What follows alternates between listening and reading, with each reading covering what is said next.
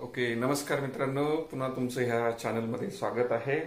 या ठिकाणी आज आपण प्रकरण दुसरे गणित भाग 2 इयत्ता 9वी याचं प्रकरण दुसरं वास्तव संख्या या प्रकरणाला आपण या ठिकाणी सुरुवात करणार आहोत. याच्या आधी आपण संच नावाचं प्रकरण अभ्यासलेलं आहे. संच प्रकरणामध्ये आपण काय काय अभ्यासलं थोडंसं आपण पाठीमागे जाऊया आणि मग नंतर वास्तव संख्येकडे आपण येणार आहोतच, हे तुमच्या लक्षात येईल. बाळांनो, आपण संख्या प्रणालीचा आपण विचार करतोय आहोत. संच नावाचं प्रकरण बघितलं, त्याच्यामध्ये वेगवेगळ्या प्रकारची संच आपण कशा पद्धतीने लिहायची ती अभ्यासलेली आहेत. तीच संख्या प्रणाली आपण या ठिकाणी आज विचारात घेणार आहोत. पहिला प्रकार आहे नैसर्गिक संख्या. नैसर्गिक संख्या कॅपिटल एन या अक्षराने दाखवतात, कारण नैसर्गिक शब्दाला इंग्रजीमध्ये नॅचरल शब्द आहे. Natural number. या नॅचरलचा एन घ्यायचा आणि त्याची सुरुवात 1, 2, 3, 4 अशा पद्धतीने होत जाते. असा संच म्हणजे नैसर्गिक संख्यांचा संच. त्याला मोज संख्यांचा संच असं सुद्धा म्हटलं जातं. त्याच्यानंतर दुसरा आकडा बघा, पूर्ण संख्या, नाही का. पूर्ण संख्यांचा संच तो डब्ल्यू ने दाखवतात, त्याला इंग्लिशमध्ये होल असं म्हणतात. Hole numbers. त्याच्यातला डब्ल्यू हा शब्द घेतला पूर्ण संख्येसाठी. आणि याच्यातला फरक बघा, इथं 1, 2, 3 आहे, इथे 1, 2, 3 तर आहेच, पण शून्य जास्त आला या ठिकाणी, नाही की नाही. म्हणजे इथून शून्यापासून सुरुवात होते. 0, 1, 2, 3, 4. आणि नैसर्गिक संख्येमध्ये एकापासून सुरुवात होते 1, 2, 3. फक्त दोघातला फरक म्हणजे हा शून्याचा फरक आहे. याला पूर्ण संख्यांचा संच असं म्हणतात. त्याच्यानंतर पूर्णांक संख्यांचा संच, त्याला इंग्लिशमध्ये इंटिजर असं म्हणतात.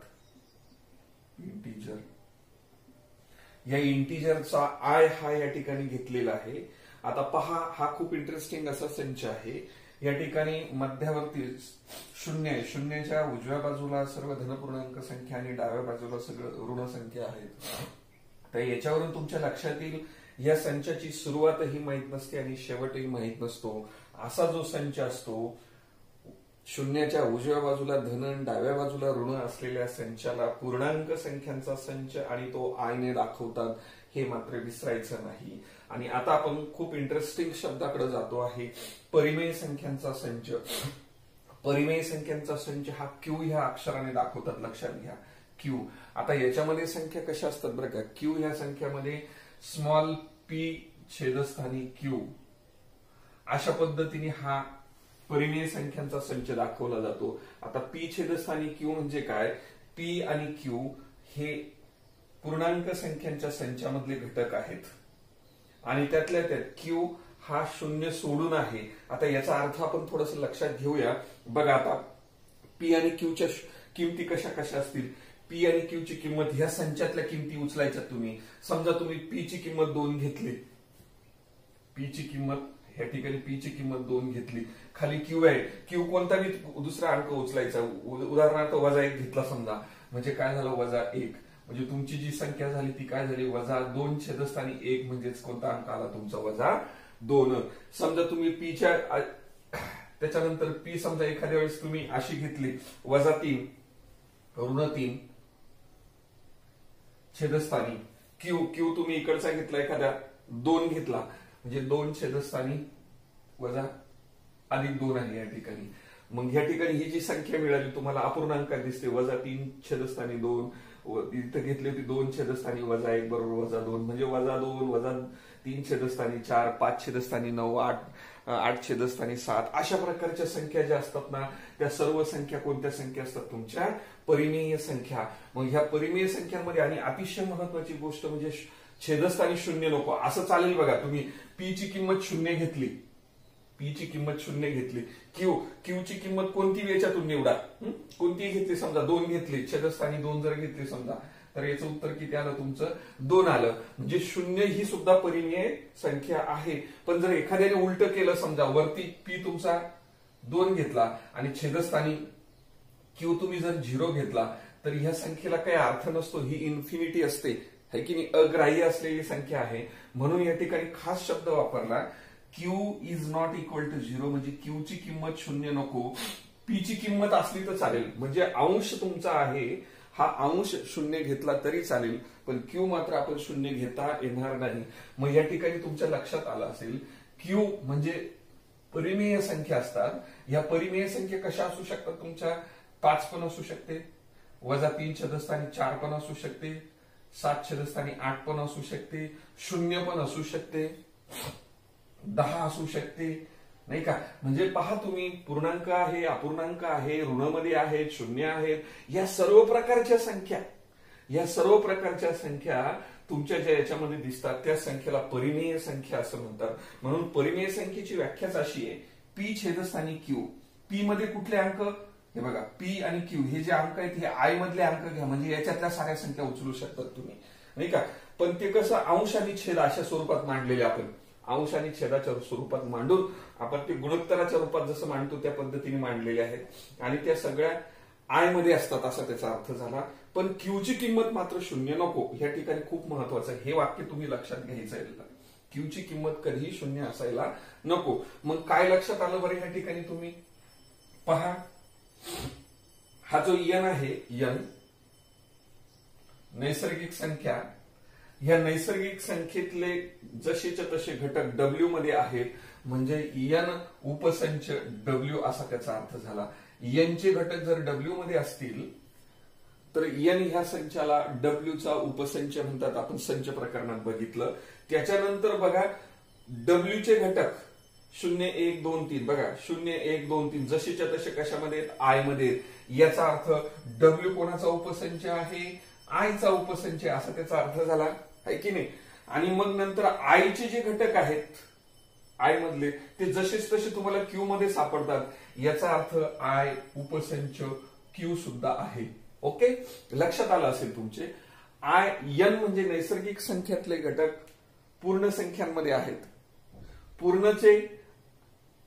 पूर्णांक संख्यांमध्ये आहेत. आणि पूर्णांक कशामध्ये सापडला तुम्हाला? परिमेय. क्यू म्हणजे परिमेय संख्यांचा संच, परिमेय मध्ये आहेत. याचा अर्थ हा सुद्धा याचा उपसंच, हा पण याचा उपसंच, हा पण याचा उपसंच, हे तिन्हीच्या तिन्ही घटक क्यू मध्ये आहेत. आता आपण क्यू म्हणजे काय? परिमेय संख्या. आता आपण वास्तव संख्या या शब्दाकडे जाणार आहोत. आणि हे सगळेच्या सगळे जे असतात ना, हे कोणाचे उपसंच असतात माहिती का? Real number R. आणि आर ला काय म्हणतात माहिती का? वास्तव संख्यांचा संच. लक्षात ठेवा, याला म्हणतात वास्तव संख्या. इंग्लिशमध्ये त्याला रियल नंबर असं म्हणतात. Real number. हा कॅपिटल आर जो घेतला, या रियल शब्दातला कॅपिटल आर या ठिकाणी घेतलेला आहे. खूप इंटरेस्टिंग आहे. तुम्ही जर थोडासा विचार केला, नैसर्गिक संख्या डब्ल्यू मध्ये असतात, डब्ल्यू आय मध्ये असतो, आय क्यू मध्ये असतो आणि क्यू नंतर कोणात असतो? आर मध्ये. म्हणजे सर्वच्या सर्व संच हे आर मध्ये सापडतात आणि त्या संचालाच म्हणायचं आपल्याला या ठिकाणी काय? वास्तव संख्यांचा संच असं म्हणतात. आणि तो आर न दाखवतात हे मात्र विसरायचं नाही. परिमेय संख्यांचा संच क्यू न दाखवतात, वास्तव संख्यांचा संच आर न दाखवतात. आता परिमेय संख्या ज्या लिहिल्यात आपण, ही व्याख्या आहे, संचच्या स्वरूपात मांडलेली, गुणधर्म पद्धतीने लिहिलेला हा संच आहे. लक्षात घ्या परिमेय संख्यांचा. आणि त्याचे गुणधर्म आपण या ठिकाणी अभ्यासणार आहोत. बघा, परिमेय संख्यांचे गुणधर्म. आता हे जे आहेत ना, परिमेय संख्यांचे गुणधर्म कशा पद्धतीचे तुम्ही बघा. समजा ए, बी, सी हे 3 संख्या आहेत. या 3 परिमेय संख्या असतील तर, लक्षात ठेवा, हे 3 परिमेय संख्या असतील तर पहिला गुणधर्म, मग ए आणि बी ची जर बेरीज केली, तीच बेरीज बी आणि ए ची होते. जसं 5त 3 मिळवले, 3त 5 मिळवले, क्रमांक आजूबाजूला झाला, ए अधिक बी केला, नंतर बी अधिक ए केला, दोन्ही किमती सारख्याच असतात. याला म्हणतात क्रमनिरपेक्षतेचा नियम. क्रम बदलला आपण, नाही का? त्यांचा क्रम जरी बदलला त्या पदांमध्ये तरी त्याची मूळ किंमत जशीच्या तशीच राहते, काहीच फरक पडत नाही असा त्याचा अर्थ झाला. त्याच्यानंतर सहाचर्याचा नियम केला. सहाचर्यामध्ये ए बी बेरीज करून कंसात घेतली, नंतर त्याच्यात सी मिळवला, किंवा ए ला बाजूला करून बी आणि सी ची बेरीज केली आणि मग नंतर ए मिळवला. काय केलं बघा, खूप इंटरेस्टिंग आहे. ए आणि बी ची बेरीज केल्यानंतर सी मिळवला, इथं बी आणि सी ची बेरीज करून ए मिळवला, तरी सुद्धा उत्तर 3 सारखंच येणार आहे. 3 4 4 5 मिळवले, किंवा 4 आणि 5 नंतर 5 घेतले, किंवा 5 बाजूला 3 बाजूला कडून 3 आणि 4 घेतले आणि मग नंतर 5 मिळवले. कसंही केलं तर शेवटी त्याचं उत्तर 1 आहे. असा जो नियम आहे, ह्या नियमाला काय म्हणतात? सहाचर्याचा नियम असं म्हणतात. लक्षात ठेवायचं. त्याच्यानंतर आता खूप इंटरेस्टिंग बघा, ए कोणती तरी एक संख्या आहे, परिमेय संख्या, त्याच्यात जर तुम्ही शून्य मिळवला किंवा शून्यमध्ये पुन्हा ए मिळवला तर तुम्हाला एच मिळणार. जसं 5त शून्य मिळवा किंवा शून्यात 5 मिळवा तर उत्तर तुमचं किती येणार, 5च येणार, काही फरक पडत नाही. त्या नियमाला काय म्हणतात, बेरीज अविकारक. हे ध्यानात ठेवायचं आहे, हे फक्त लक्षात ठेवा. या नियमाला काय म्हणायचं, बेरीज अविकारक. आता आपण बेरीज व्यस्त संख्याकडे जाणार आहोत. बघा, समजा ए आहे, त्या ए मध्ये वजा ए जर मिळवला, बेरीज व्यस्त, याची बेरीज व्यस्त, याला बेरीज व्यस्त म्हणजे उदाहरणार्थ 5 संख्या आहे, पाचाची बेरीज व्यस्त जर बघितली तर ती -5 असते, नाही का. -7 आहे, हिची बेरीज व्यस्त विचारली तर +7 आहे, फक्त चिन्ह बदलून सांगायचं, बेरीज व्यस्त संख्या. आणि म्हणून ए अधिक त्याच्यात वजा ए, म्हणजे ए मधून ए जाईल की नाही, ए मधून ए गेला त्याचं उत्तर किती येणार तुमचं, 0. त्याला बेरीज व्यस्तचा नियम असं म्हणतात. ओके, हे बेरीजेच्या संदर्भात असलेले नियम आहेत, लक्षात घ्या. पहिल्या नियमाला क्रमनिरपेक्षता, दुसऱ्या नियमाला साहचर्य, तिसऱ्या नियमाला म्हणतात बेरीज अविकारक आणि चौथ्या नियमाला म्हणतात बेरीज व्यस्त. जसे बेरजेचे 4 नियम आहेत तसेच आपण गुणाकाराचे सुद्धा खाली 4 नियम बघणार आहोत. त्याला म्हणतात परिमेय संख्यांचे गुणाकाराचे गुणधर्म.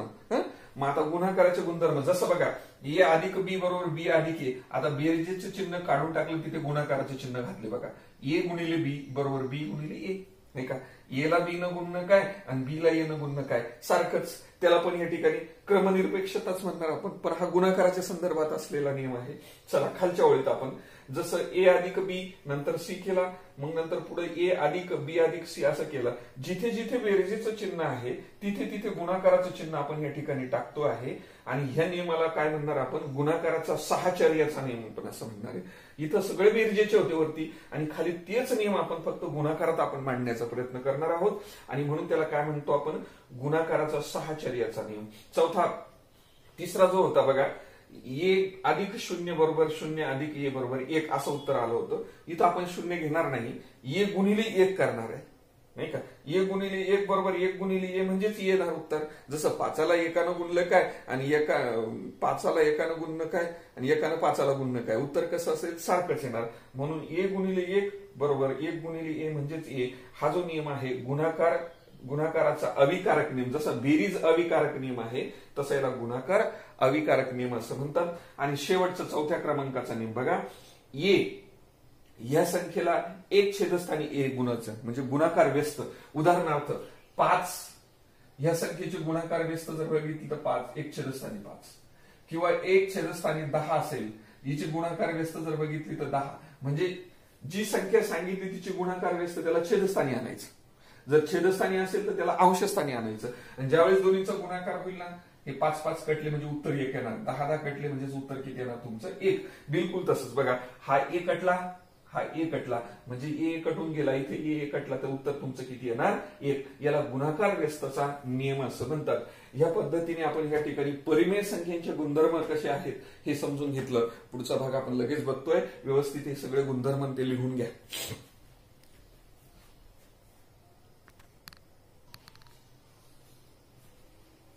बघा मित्रांनो, या ठिकाणी परिमेय संख्येचे दशांश, अपूर्णांकी रूप, खंडित किंवा अखंड आवर्ती असते हे आपण इयत्ता 8वीच्या वर्गामध्ये शिकवलं आहे की नाही.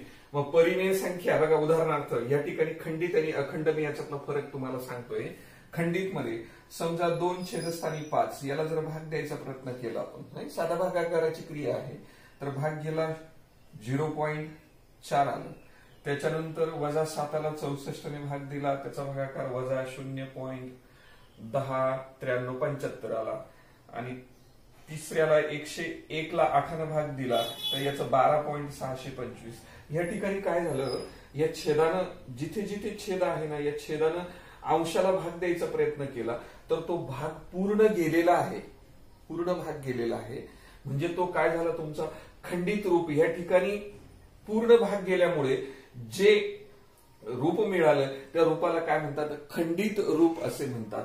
आणि अखंड आवर्तीमध्ये काय झालं बघा, उदाहरणार्थ 17 छेदस्थानी 36 केलं, याला भाग द्यायचा प्रयत्न केला, 0.472222 हा भाग चालूच राहिला, पूर्ण भागच गेला नाही. ज्यावेळेस पूर्ण भाग जात नसेल, है की नाही, ज्यावेळेस पूर्ण भाग जात नसेल त्याला dash dash dash dash dash करत जातो आणि त्याच्या पुढे काय करतो बघा, 0.47, त्याच्या पुढे 2 2 2 2 पुन्हा पुन्हा पुन्हा पुन्हा यायला लागला. पुढचा अंक काय त्याचं आवर्तन व्हायला लागलं, तोच अंक पुन्हा येतो, तोच अंक पुन्हा येतो, पुन्हा लिहायची गरज नाही, एकदाच तो अंक घ्यायचा, त्याच्या डोक्यावरती असा डॉट, असा टिंब ठेवायचा, असा टिंब ठेवला याचा अर्थ तोच अंक पुढे पुन्हा पुन्हा पुन्हा आहे. आणि असं जे रूप असतं त्याला अखंड म्हणजे सतत तेच अंक येणे, अखंड म्हणजे काय, सतत तेच अंक आणि त्याचं पुनरावृत्ती होणे, म्हणजेच त्याला काय म्हणायचं, अखंड आवृत्ती असं रूप आहे त्याचं. ओके, त्याच्यानंतर बघा 33 छेदस्थानी 26, याला मी भाग देण्याचा प्रयत्न केला तर तुम्हाला अशा पद्धतीची संख्या या ठिकाणी मिळाली, फार मोठी संख्या आहे.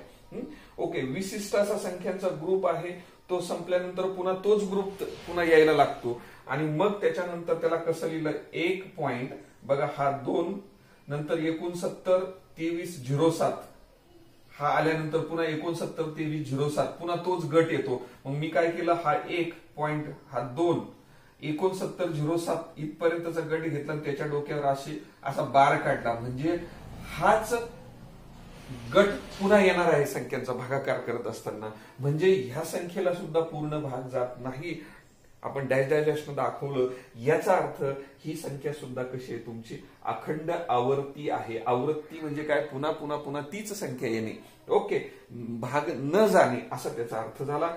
36 छेदस्थानी 17 आहे, याचा सुद्धा भाग देण्याचा प्रयत्न केला, 1.51 35 13 513 बघा, मग कुठपर्यंतचा भाग रिपीट झाला, 513 इथं, पुन्हा 513 हा आणि 513 513 513 513 पुन्हा पुन्हा येत गेला, म्हणून काय लिहिलं, 1.513 त्याच्या डोक्यावरती कॅप लिहिली, म्हणजे पुढचे अंक पुन्हा लिहिण्याची गरज नाही. हे सुद्धा जे रूप आहे यालाच अखंड आवर्ती रूप असं म्हणतात. मग या ठिकाणी 2 गोष्टी लक्षात ठेवायचं, विसरायचंच नाही. जर कोणत्याही परिमेय संख्येच्या छेदस्थानी असलेली जी संख्या असेल त्या संख्येचे जे मूळ अवयव आहेत ते 2 किंवा 5, लक्षात ठेवा, 2 आणि 5 हे जर मूळ अवयव येत असतील तर ती संख्या खंडित स्वरूपाची असते. बघा 5 इथे आहे, या ठिकाणी 64 मध्ये पण 2 आहेत, इथे 8 आहे, इथे 8 मध्ये सुद्धा 2 आहेत, म्हणजे 5 2 2 5,2 असे जर मूळ अवयव त्याच्या छेदस्थानी तुम्हाला सापडत असतील तर ते जे रूप मिळतं त्याला खंडित रूप असं मिळतात. 5 आणि 2 सोडून मग बाकीचे इतर मूळ संख्या जर तुमच्या छेदस्थानी येत असतील मूळ अवयवात तर त्यांना अखंड आवर्ती म्हणतात. हे वाक्य कायम लक्षात ठेवायचं. कोणतं? 2 आणि 5 हे परिमेय संख्येच्या छेदस्थानी असलेल्या संख्येचे जर मूळ अवयव असतील तर त्या ठिकाणी सगळे खंडित स्वरूपात येतात, त्याला सोडवायची सुद्धा गरज नाही, अगदी तुम्ही स्पष्टपणे. आणि असं जर आलं, जर हे सोडून आलेत, समजा उदाहरणार्थ 36, आता 36 मध्ये 2 आहे एकदा, पण बाकीचे 3 पण अवयव येतो, है की नाही, म्हणून ही संख्या अखंड आवर्ती आहे. ही सुद्धा अखंड आवर्ती आणि ही सुद्धा कशी आहे, अखंड आवर्ती दशांश रूप आहे. हे मात्र तुम्ही लक्षात ठेवायचं, लिहून घ्या व्यवस्थित.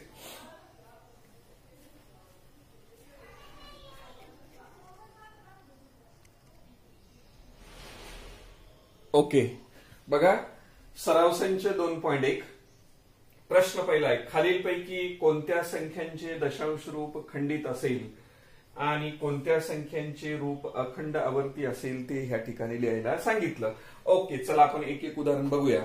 ह्या ठिकाणी पहिलं उदाहरण 13 छेदस्थानी 5. मी तुम्हाला सांगितलं परिमेय संख्येच्या छेदस्थानी असलेली संख्या, त्या संख्येचे अवयव जर 2 किंवा 5 यापैकी, 2 किंवा 5 यापैकी किंवा दोन्ही पण जर असतील तर ती संख्या ही काय असते, खंडित असते. याला काय म्हणतात, खंडित रूप म्हणतात. लक्षात घ्या, पहिल्याचं रूप काय आलं, खंडित. ओके, त्याच्यानंतर दुसरं, आता दुसऱ्यामध्ये 2 छेदस्थानी 11 आहे की नाही. 11 म्हणजे काय, 2 आणि 5 पैकी संख्याच नाहीये, म्हणजेच हे रूप कसं असलं पाहिजे तुमचं, अखंड आवृत्ती, याला काय म्हणायचं? अखंड. याच्यात खंड पडत नाही, भाग जात नाही, म्हणून याला म्हणायचं अखंड आवर्ती. ही संख्या अखंड आवर्ती असते. खाली बघा 29 छेदस्थानी 16. आता 16 म्हणजे काय हो? 16 म्हणजे 2 गुणिले 2 गुणिले 2 गुणिले 2 आहे की नाही? जर इथे दिसत नाही तर इकडे लिहितो खाली. 16 म्हणजे काय? 2 गुणिले 2 गुणिले 2 गुणिले 2. बे एक बे, बे दोन 4, 4 दोन्ही 8, 8 दोन्ही 16. मी तुम्हाला सांगितलं 2 आणि 5 पैकी हे सारी 2 2 आले तर 2 आहेच, म्हणजे हे रूप सुद्धा कसलं असं पाहिजे? याच्यासारखंच. काय असलं पाहिजे? खंडित. याला काय म्हणू शकता तुम्ही? खंडित रूप आहे. हे खंडित रूप आहे. लक्षात ठेवा. हे फक्त अखंड आलं कारण या ठिकाणी 11 आहे, या ठिकाणी 5 आहे. 5 मी 2 आणि 5 पैकी 5 असल्यामुळे खंडित झालं. इथे 16 म्हणजे 2 2 2 2 2 2 4 वेळेस घेतलं, हे सुद्धा खंडितच झालं. हे अखंड झालेलं आहे. लक्षात घ्या. आता इकडे चला, हे रूप बघूया आपण. या रूपात 125 आहे. 125 ही संख्या 5चं घन असते, म्हणजे 5 गुणिले 5 गुणिले 5 आहे की 5 5 5 5. तिन्ही 5 आले, म्हणजे 125 चे मूळ अवयव जर घेतले तर 5 5 5 5 3 वेळेस आले. बस आपल्याला 2 किंवा 5 लागतो. 2 किंवा 5 पैकी असलेला म्हणजे 5 अंक आला, म्हणजे हे सुद्धा रूप कसं असलं पाहिजे तुमचं? खंडित. छेदस्थानी अंक 5 किंवा 2 असेल तर खंडित रूप असतं. आणि त्याच्यानंतर बघा हे 11 छेदस्थानी 6. आता 6 म्हणजे काय हो? 2 गुणिले 3 नाही का? छेदस्थानी असलेली संख्या तिचे मूळ अवयव काय असतात? 2 गुणिले 3 आहे की 2 आहे, परंतु त्याच्याबरोबर 3 हा सुद्धा एक अंक आलेला आहे, त्याचे मूळ अवयव. मग 3 जर असेल तर आपल्याला हे जे रूप असेल हे खंडित येणार नाही. मग हे काय होईल? अखंड. 1 आहे, 2 आला बरं का, लक्षात घ्या. 2 आलेला आहे, पण 5 पाहिजे होता. 3च्या ऐवजी काय पाहिजे होता? 5 पाहिजे होता. तो 3 आला, आणि म्हणून हे जे रूप मिळणार आहे तुमचं अखंड आवर्ती असं मिळणार आहे. अखंड आवर्ती हे रूप आहे. लक्षात घ्या. हे सारे उत्तर तुम्हाला अगदी व्यवस्थित लिहिता येतील. पाहून घ्या व्यवस्थित आणि मग त्याचं उत्तर व्यवस्थित लिहा. ओके. या ठिकाणी आपण थांबूया. उर्वरित भाग पुढच्या व्हिडिओमध्ये घेणार आहोत. धन्यवाद.